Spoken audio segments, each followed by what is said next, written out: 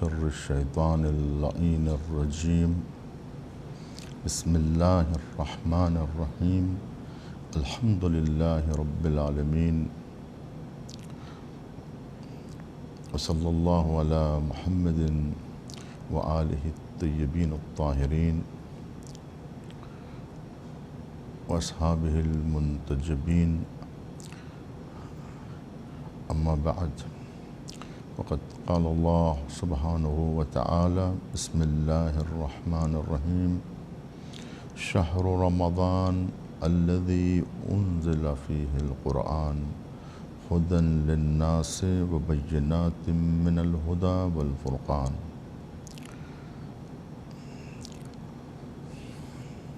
ماہ مبارک رمضان اور نزول قرآن سے متعلق ہماری گفتگو جاری ہے۔ حضرت امیر المومنین علی ابن ابی طالب علیہ السلام ارشاد فرماتے ہیں اپنی اس آخری وصیت میں، جس کا ذکر سید رضی نے اس عنوان سے کیا ہے کہ یہ وہ وصیت ہے جو حضرت امیر المومنین علیہ السلام نے ابن ملجم کی ضربت لگنے کے بعد آپ نے امام حسن و امام حسین علیہ السلام کو مخاطب کر کے ارشاد فرمایا تھا۔ اس میں مختلف وصیتوں کے درمیان یہ بھی کہا تھا کہ اللہ اللہ فی القرآن لا یسبقکم بالعمل بہ غیرکم۔ ارشاد فرمایا تھا کہ کہیں ایسا نہ ہو کہ قرآن پر عمل کرنے میں غیر تم پر سبقت لے جائیں۔ اللہ اللہ فی القرآن، قرآن کے بارے میں ڈرتے رہنا کہ یہ قرآن کتاب عمل ہے، کتاب زندگی ہے، منشور حیات انسانی ہے، زندگی گزارنے کا لاہ عمل ہے، ایک پورا زندگی کا نصاب ہے جو قرآن مجید میں مرتب کیا گیا ہے کہ لا رطب ولا یابس الا فی کتاب مبین، کہ ہدایت سے متعلق تمام خشک و تر قرآن مجید میں موجود ہے۔ اگر مسلمان قرآن مجید کو عمل کی کتاب نہ سمجھیں، صرف قرأت کی کتاب سمجھیں، صرف تلاوت کلام پاک ہوتی رہے، صرف مسابقہ قرآنی ہوتے رہے اور قرأت کا مقابلہ ہوتا رہے، حفظ کا مقابلہ ہوتا رہے، روحانی ہوتی رہے اور صرف تلاوت ہوتی رہے، لیکن اسے کتاب عمل نہ سمجھا جائے، تو غیر اہل قرآن، غیر مسلمان قرآن مجید کو اپنی اپنی زبانوں میں صحیح پڑھ کر اگر کچھ سمجھیں اور اس پر عمل کر لیں تو ممکن ہے کہ وہ لوگ مسلمانوں پر سبقت لے جائیں، دستورات قرآنی سے وہ لوگ مستفید ہو جائیں کہ جو لوگ اہل قرآن نہیں ہیں، اہل اسلام نہیں ہیں، لیکن وہ لوگ اگر قرآن کی ان آیتوں پر عمل کر لے جائیں تو یہ ہوگا کہ مسلمانوں پر وہ لوگ سبقت لے جائیں گے۔ مسلمانوں کو چاہیے کہ قرآن پر عمل کرنے میں سبقت لے جائیں۔ ماہ مبارک رمضان میں مسلمان قرآن مجید کی آیتوں کو عملی جامہ پہنائیں اور قرآن کو اپنی زندگی کا حصہ بنا لیں اور قرآن مجید سے کما حقہ استفادہ کریں، قرآن مجید کی آیتوں پر عمل کرنے کی کوشش کریں۔ اگر ایک آیت پر بھی عمل کرنے کی کوشش کرے گا مسلمان تو اس کی زندگی میں وہ رحمتیں، وہ برکتیں شامل حال ہوں گی۔ اللہ سبحانہ و تعالیٰ کا وہ لطف ہوگا، وہ کرم ہوگا کہ اگر وہ کوشش کرے گا ایک آیت پر عمل کرنے کا تو اللہ سبحانہ و تعالیٰ اس کی توفیقات میں اضافہ کرے گا اور وہ دیگر آیتوں پر عمل کرنے کی صلاحیت اس کے اندر مسلسل پیدا ہوتی رہے گی اگر وہ اس راہ میں جد و جہد کرنے لگیں۔ آپ دیکھیں گے کہ کتنے ایسا معاشرہ مسلمین ہیں کہ جہاں پر اسلام دکھائی نہیں دیتا۔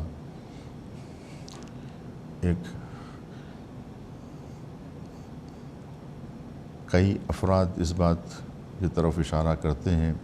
کہ ہم نے یورپ میں اسلام دیکھا بغیر مسلمانوں کے، ہم نے اسلامی دنیا میں، عرب دنیا میں مسلمان دیکھا مگر اسلام کو نہیں دیکھا۔ تو مسلم ممالک میں مسلمانوں کو لوگ دیکھ رہے ہیں، اسلام نہیں دیکھ رہے ہیں، اور یورپ و امریکہ میں اسلام دیکھ رہے ہیں، مسلمان نہیں دیکھ رہے ہیں۔ اس طرح کی باتیں آپ مسلسل سنتے رہتے ہیں،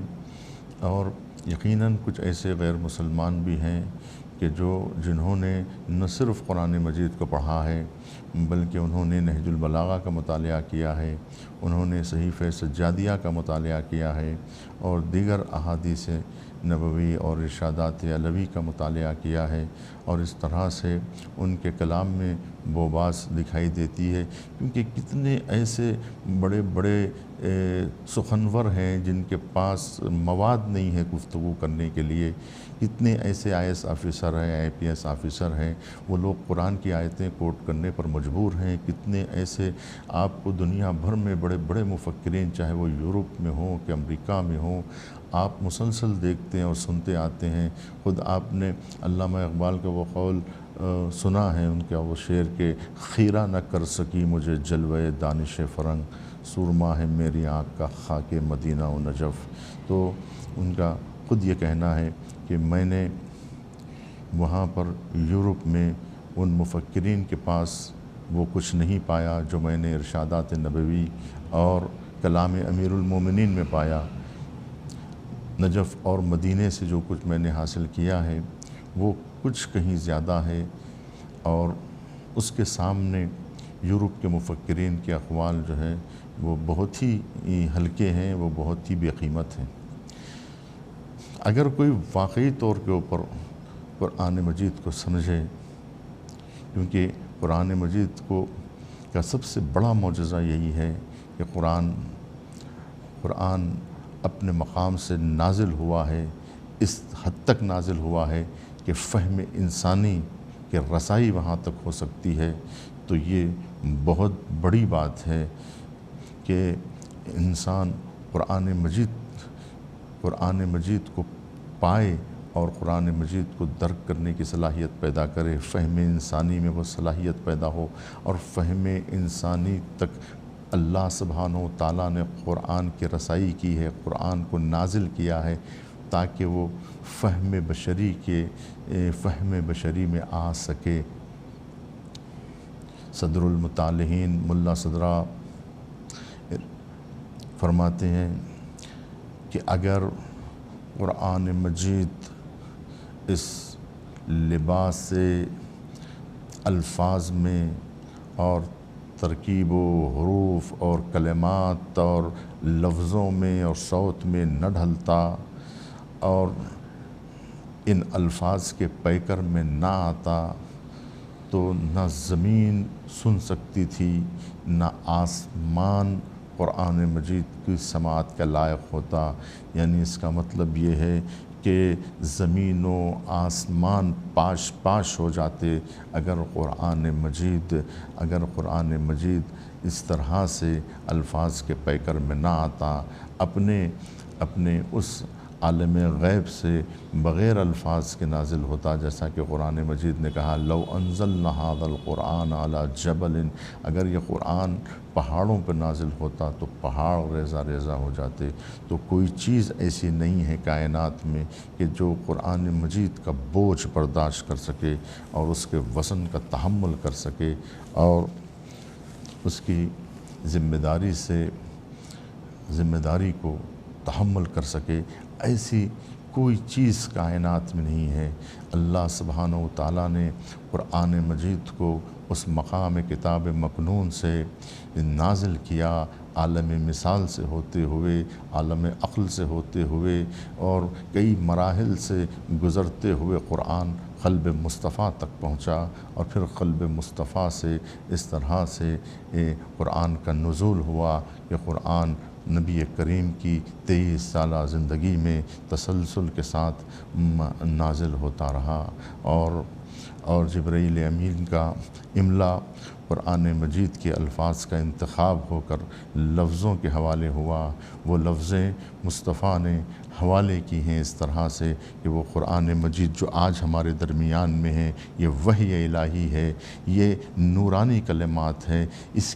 ان الفاظ کے اندر سے بھی نور چھلک رہا ہے، کیونکہ لفظوں کے اندر نور بھر دیا گیا ہے، اور اس کی نورانیت ان الفاظ کے پردے سے بھی چھلک کے باہر نکل رہی ہے۔ لفظوں کے اندر جو نورانیت پائی جاتی ہے، وہ نور لفظوں کے پیراہن پہننے کے باوجود، لباس الفاظ میں ہونے کے باوجود بھی وہ الفاظ کو نورانی کر چکی ہیں۔ وہ معانی و مطالب قرآنی، وہ لطائف قرآنی، وہ حقائق قرآنی، وہ اشارات قرآنی، لفظوں میں وہ نور بھر چکی ہے کہ الفاظ میں بھی نورانیت پیدا ہو گئی ہے، لفظیں بھی نور سے چھلک رہی ہیں، اور لفظوں کے اندر بھی نور پایا جاتا ہے۔ یہ الفاظ نورانی ہیں، یہ صوت نورانی ہیں۔ تو قرآن مجید کی 2 زبانیں ہیں۔ ایک زبان یہ کہ جو الفاظ کی زبان ہے، ایک وہ زبان ہے جو آہنگ کی زبان ہے، وہ جو لحن کی زبان ہے، وہ جو صوت کی زبان ہے، وہ زبان ہے کہ جس کے اندر رقت پائی جاتی ہے، جس کے اندر سننے والا وہ محظوظ ہوتا ہے۔ جس طرح سے موسیقی کو سن کے کوئی انسان جس طرح سے میدان جنگ میں شور جنگ پیدا ہوتا ہے، اور یہ موسیقی جس طرح سے غمگین موسیقی انسان کو رلا دیتی ہے، اس کو آدمی اس کے الفاظ کو نہیں سمجھتا، وہ ایک لہر ہوتی ہے، وہ ایک آہنگ ہوتی ہے، اس آہنگ سے ایک جذبہ فوجیوں میں پیدا ہوتا ہے۔ جب موسیقی دی جاتی ہے میدان جنگ میں، تو پورے اس موسیقی کو سن کر تمام کے تمام سپاہیوں میں ایک جذبہ، ایک جوش، ایک حرارت پیدا ہوتی ہے، اور وہ سینہ تان کے میدانوں میں نکل آتے ہیں۔ ویسے ہی جب کوئی موسیقی دی جاتی ہے تو لوگ غمگین ہو جاتے ہیں، اور اس موسیقی سے اتنے متاثر ہوتے ہیں کہ آنکھوں سے آنسو نکل آتے ہیں۔ اسی لیے اسلام نے ایسی موسیقی سے منع کیا ہے کہ جس موسیقی سے انسان کے اندر ہیجان پیدا ہو، اس کی شہوت ابھرے، اور اس طرح سے وہ ہیجانی کیفیت میں آ جائے کہ وہ اس کی شہوت پہ وہ کنٹرول نہ کر سکے۔ لہٰذا ایسی موسیقی سے منع کیا گیا ہے کہ جو موسیقی انسان کی شہوت کی چیزوں کو ابھارے، اور اس کی رگ شہوت کو بھڑکائے، اور انسان کو آپے سے باہر کر دے، اس طرح کی موسیقی سے منع کیا گیا ہے۔ کیونکہ موسیقی میں وہ چیز ہوتی ہے جس کی وجہ سے انسان کے اندر کے عناصر اور انسان کے اندر کی رگیں پھڑک جاتی ہیں۔ تو اس طرح سے وہ صوت میں وہ کیفیت پائی جاتی ہے، آہنگ میں، موسیقی میں ایسی کیفیت پائی جاتی ہے۔ تو چنانچہ التصویر الفنی فی القرآن المجید کے عنوان سے جب جو کتاب لکھی گئی، اس کے بعد یہ معجزہ بھی قرآن مجید کا سامنے آیا کہ قرآن مجید کو سن کر وہ لوگ جو کچھ سمجھ نہیں پاتے ہیں، لیکن قراءت قرآن کو سن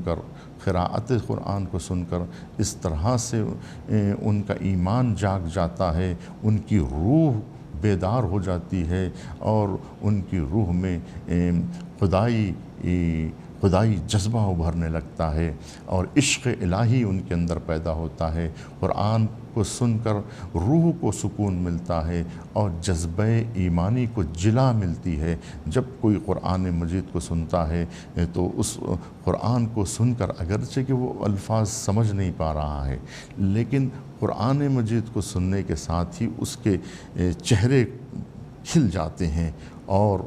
جذبہ ایمانی سے ان کے دلوں میں ایک قسم کا سرور پیدا ہوتا ہے کہ قرآن کی آیتیں اس طرف اشارہ کر رہی ہیں کہ قرآن کے اندر وہ کیفیت، وہ جذبہ پایا جاتا ہے کہ جس کو سن کر مومنین کے قلوب میں حرارت پیدا ہونے لگتی ہے، ان کے چہرے کھل اٹھتے ہیں اور ان کے اندر ایک ایسا سرور جاگ جاتا ہے، ایک ایسے دل کو سکون ملتا ہے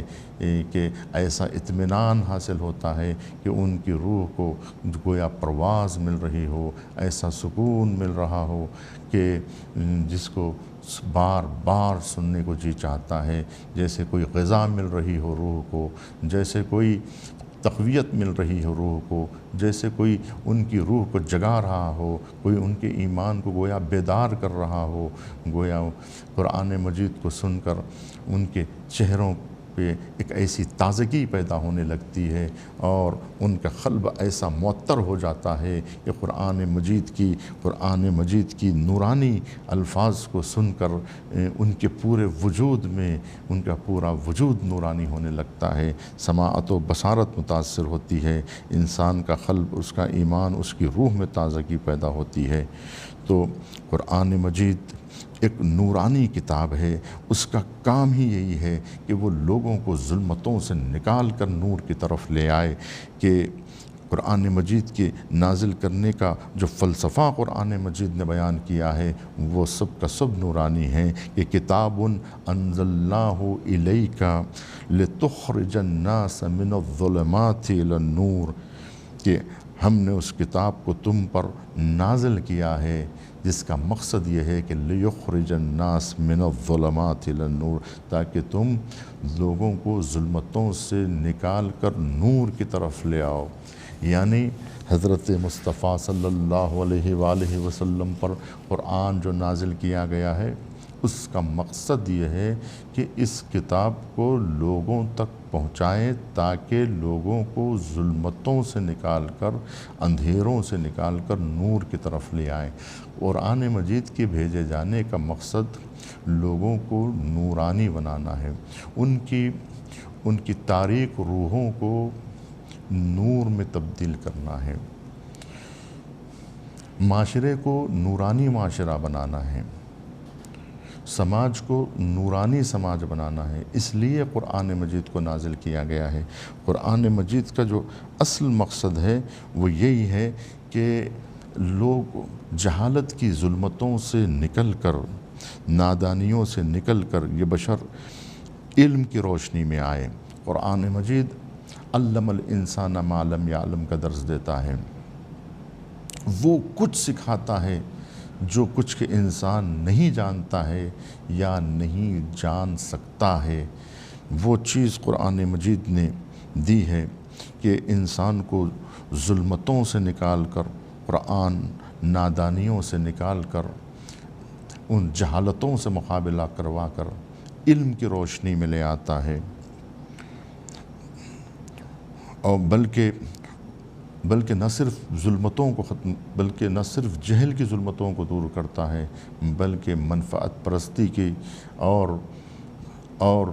غرور و تکبر و نخوت جیسی ظلمتوں سے بھی انسان کو رہائی بخشتا ہے، اخلاقی کمزوریوں سے انسان کو تقویت بخشتا ہے۔ یہ کام کوئی اور نہیں کر سکتا۔ تو اجتماعی ظلمتوں سے، ظلم سے، ستم سے، ناانصافی سے باہر لانے والی جو چیز ہے وہ ہے قرآن مجید۔ اسی لیے قرآن مجید نے ظلمتوں کو جمع استعمال کی ہے، ظلمات استعمال کیا ہے، اور نور کو مفرد ذکر کیا ہے۔ نور کی جمع نہیں آئی ہے بلکہ ظلمتوں کی جمع آئی ہے، ظلمات کا ذکر کیا گیا ہے۔ ظلمات کو جمع کے طور پر ذکر کیا گیا ہے، اس لیے کہ گمراہی پیدا کرنے والی چیزیں متعدد ہوتی ہیں، بہت ساری چیزیں ہوتی ہیں جو انسان کو گمراہ کر دیتی ہے۔ شرک گمراہ کرتا ہے، ناانصافی گمراہ کرتی ہے، بے عدالتی گمراہ کرتی ہے، جھوٹ گمراہ کرتا ہے، تکبر گمراہ کرتا ہے، غرور گمراہ کرتا ہے۔ تو گمراہ کرنے والی چیز زیادہ ہیں، لیکن نور ایک ہے۔ چنانچہ آیت الکرسی میں ذکر ہوا کہ اللہ ولی الذین آمنوا یخرجہم من الظلمات الی النور، اور یخرجہم بھی مفرد آیا ہے کہ وہ پروردگار ظلمتوں سے نکال کر نور کی طرف لے آتا ہے۔ والذین کفروا اولیاءہم الطاغوت یخرجونہم من النور الی الظلمات، اور جنہوں نے کفر اختیار کیا ہے ان کے سرپرست طاغوت ہیں۔ طاغوت کیا کرتے ہیں؟ یخرجونہم من النور الی الظلمات، جو نور سے نکال کر ظلمتوں کی طرف لے جاتے ہیں۔ تو نور ایک ہے، ظلمتیں مختلف ہیں، اور طاغوت زیادہ ہیں اور اللہ ایک ہے۔ لہٰذا قرآن مجید کو سمجھنے کی ضرورت ہے۔ اب ایک سوال یہی تھا جس کو ہم نے کل بھی مطرح کیا تھا، کہ سوال یہ ہے کہ کیا قرآن مجید قابل فہم ہے یا نہیں ہے؟ قرآن مجید کو سمجھا جا سکتا ہے کہ نہیں سمجھا جا سکتا ہے؟ اس سلسلے میں بہت تفصیلی مباحث ہیں۔ ایک نظریہ تو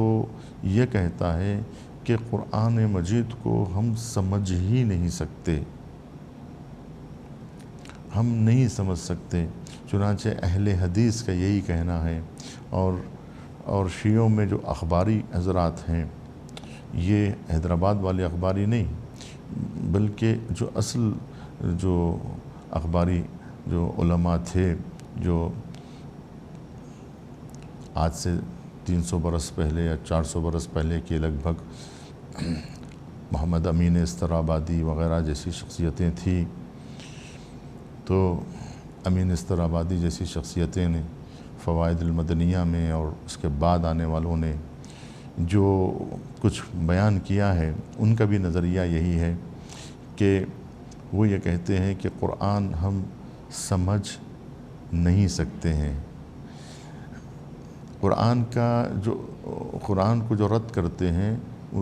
حجیت قرآن کو جو انکار کرتے ہیں، اس کی عظمتوں کے تحت کہتے ہیں کہ قرآن اتنی بلند ہے کہ وہ ہمارے ادراک سے بالاتر ہے، ہم اسے سمجھ نہیں سکتے ہیں، لہٰذا قرآن ہمارے لیے اس وقت حجت نہیں ہے۔ عقل و اجماع کو انکار کرتے ہیں، بس صرف سنت کو تسلیم کرتے ہیں۔ انہیں احادیث نبوی ہی کے ذریعے سے ہم قرآن بھی سمجھ سکتے ہیں اور دین بھی سمجھ سکتے ہیں، لہٰذا الفاظ سنت نبی کو تنہا جو ہے سورس شریعت کا مانتے ہیں۔ یہی چیز جو ہے نا وہ اہل سنت میں اہل حدیث کرتے ہیں، کہ اہل حدیث بھی یہی کہتے ہیں کہ ہم احادیث ہی سے استفادہ کریں گے اور قرآن ہمارے لیے قابل فہم نہیں ہے۔ دوسرا جو گروہ ہے وہ فرقہ باطنیہ ہے مسلمانوں میں، جیسے جو ہے متصوفہ ہے، صوفی حضرات ہے، یا فرقہ باطنیہ اسماعیلیہ ہے شیعوں میں، جسے بہری کہا جاتا ہے، اسماعیلی۔ جو اسماعیلی حضرات ہیں ان کا یہ کہنا ہے کہ قرآن جو ہے وہ سمجھا جا سکتا ہے، بلکہ اتنا زیادہ کہ یہ ہم جو ہے اس کے معنی کو سمجھ سکتے ہیں، اس کے باطن کو تک سمجھ سکتے ہیں، اور اس کے باطن کی تعویل بھی ہم کر سکتے ہیں۔ وہ بھی ہمارے لیے جو ہے ہماری دسترس میں ہے کہ ہم معانی قرآن بھی ہمارے لیے واضح ہیں، ہمارے لیے جو ہے وہ قرآن کے بطن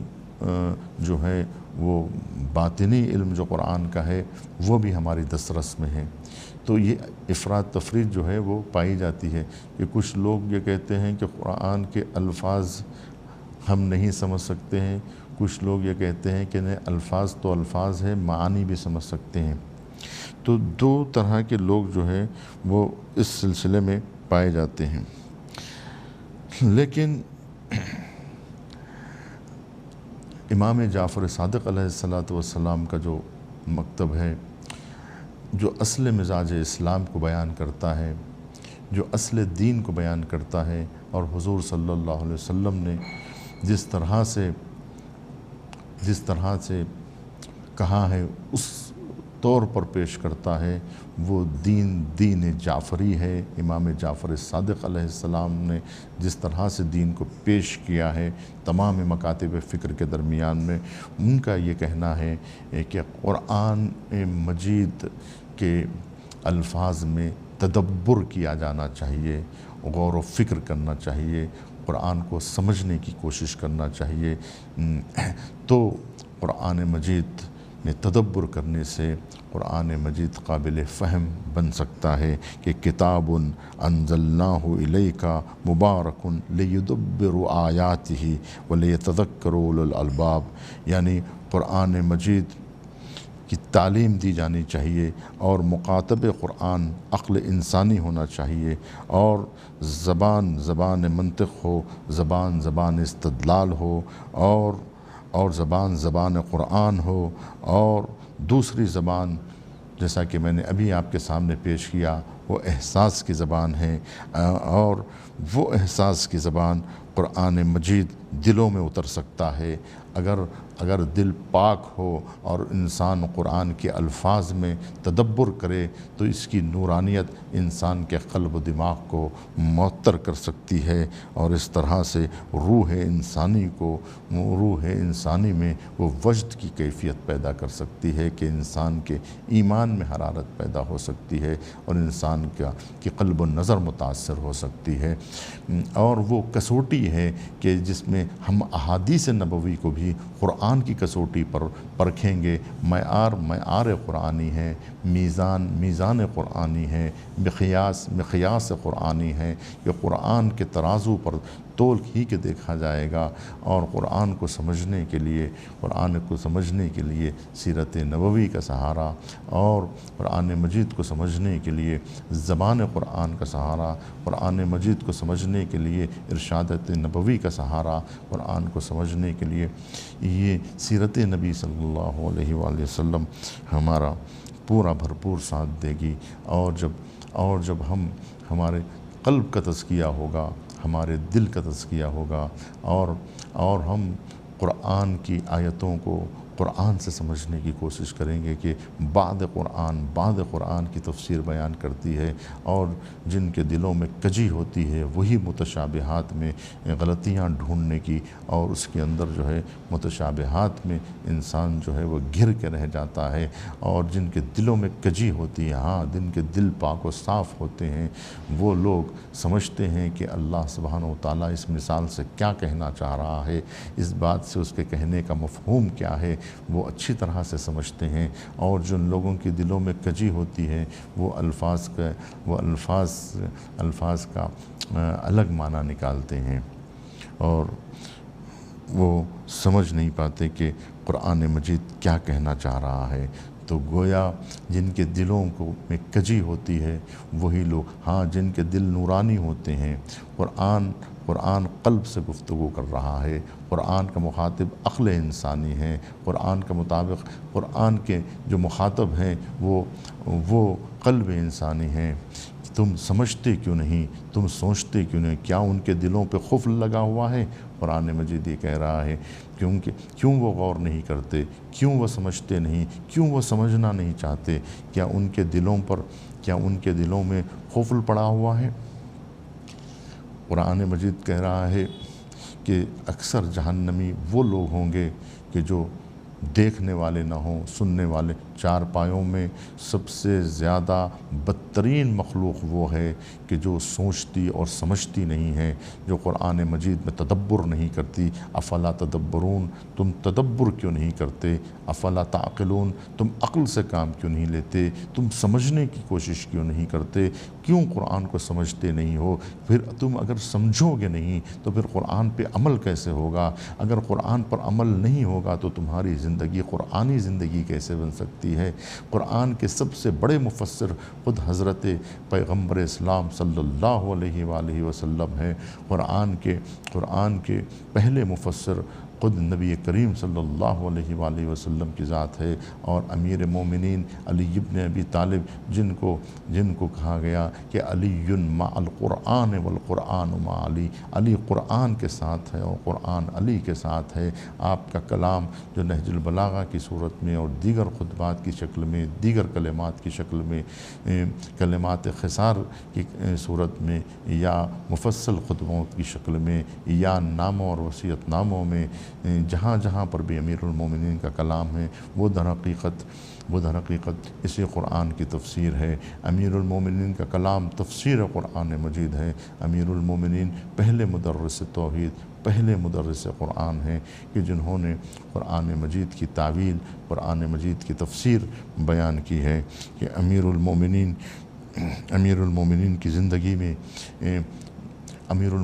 زندگی میں یہ رہا کہ قرآن مجید نے کہا فاسألوا اہل الذکر ان کنتم لا تعلمون، تم پوچھو اگر تم نہیں جانتے ہو، اگر کوئی چیز کو نہیں جانتے ہو تو فاسألوا اہل الذکر، اہل ذکر سے سوال کرو اور ان سے پوچھو۔ تو گویا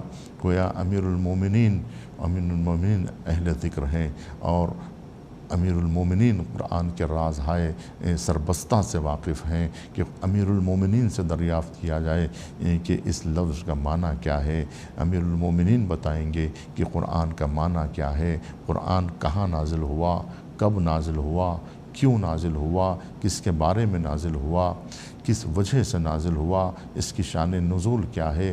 اور اس میں ناسخ کیا ہے، منسوخ کیا ہے، محکم کیا ہے، متشابہ کیا ہے، عام کیا ہے، خاص کیا ہے، اور منقول کیا ہے۔ یہ سب کے سب امیر المومنین بتائیں گے کہ مجاز کیا ہے، حقیقت کیا ہے، شک کرنے والے کون ہیں، یقین رکھنے والے کون ہیں۔ امیر المومنین کے کلام میں آپ کو ملے گا کہ اگر آپ کوشش کریں قرآن مجید کو سمجھنے کی کوشش کریں، امیر المومنین کے دروازے پر آئیں اور امیر المومنین کے سامنے ذان و ادب طے کریں، قرآن مجید کو لے کر اگر ہم کلام امیر المومنین کی روشنی میں آئیں اور کوشش کریں، قرآن مجید کو پڑھنے کی کوشش کریں، سمجھنے کی کوشش کریں، اور اس کے لیے ہم ان کلمات کا سہارا لیں، تو یقیناً ہمیں قرآن مجید سمجھ میں آ سکتی ہے۔ مستند کلمات کے ذریعے سے ہم قرآن مجید کو سمجھ سکتے ہیں۔ قرآن مجید کو سمجھنے میں کلام اہل بیت بہت بڑا سہارا بن سکتی ہے۔ انسان اگر چاہے کہ عمل کرنا چاہے قرآن پر، اور عمل کی خاطر اگر انسان کوشش کرے، عمل کرنا چاہے قرآن مجید پر، تو وہ عمل کر سکتا ہے۔ سمجھنا چاہے تو سمجھ سکتا ہے، اور سمجھانے کے لیے معلمین قرآن بھیجے گئے ہیں، اور ان کی زندگیاں ہمارے سامنے ہیں، ان کی سیرت سامنے ہیں۔ جب یہ سب کچھ سامنے رکھتے ہوئے پھر کیوں قرآن ہمارے لیے حجت نہیں بن سکتی؟ پھر کیوں قرآن ہمارے لیے مشعل راہ نہیں بن سکتا؟ کیوں قرآن مجید ہماری رہنمائی نہیں کر سکتا؟ جبکہ ہمارے سامنے سیرت اہل بیت موجود ہے، ان کی پوری زندگی موجود ہے، سیرت نبی کریم صلی اللہ علیہ وآلہ وسلم موجود ہے، ان کے ارشادات موجود ہیں۔ یہ سب کچھ اب سہارا ہمارے لیے موجود ہے، تو ان کی روشنی میں، ان ارشادات کی روشنی میں، اور ان کلمات کی نورانیت کے سائے میں کیا ہم قرآن مجید کو نہیں سمجھ سکتے؟ کیا ہم اہل بیت سے استفادہ کر کے کیا قرآن کو نہیں سمجھ سکتے؟ کیا اہل بیت کے نورانی کلمات ہمیں رہنمائی نہیں کر سکتے، یا اس کی تفسیر نہیں بیان کر سکتے کہ کس طرح سے امیر المومنین نے قرآن مجید کی تفسیر کو بیان کیا ہے؟ کہ تم کیا سمجھو کہ قرآن مجید کی آیاتیں کیا کہہ رہی ہیں۔ خود قرآن مجید نے کہا کہ اس کا علم ان کے پاس ہے جو راسخون فی العلم ہے، راسخون فی العلم کے پاس ہے، جن کا رشتہ غیب سے جڑا ہوا ہے،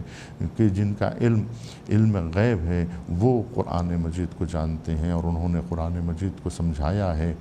اور قرآن مجید کو قابل فہم بنانے میں کو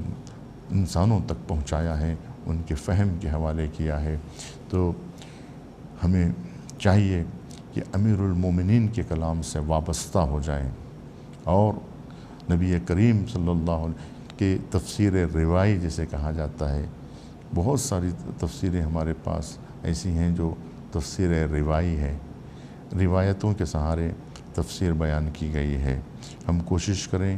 کہ روایتوں کی مدد حاصل کریں اور قرآن کو اپنے لیے حجت سمجھیں، قرآن کو اپنے لیے رہنما سمجھیں، قرآن پر عمل کرنے کی کوشش کریں کہ قرآن کو کتاب عمل سمجھیں، عمل کی کتاب سمجھیں اور قرآن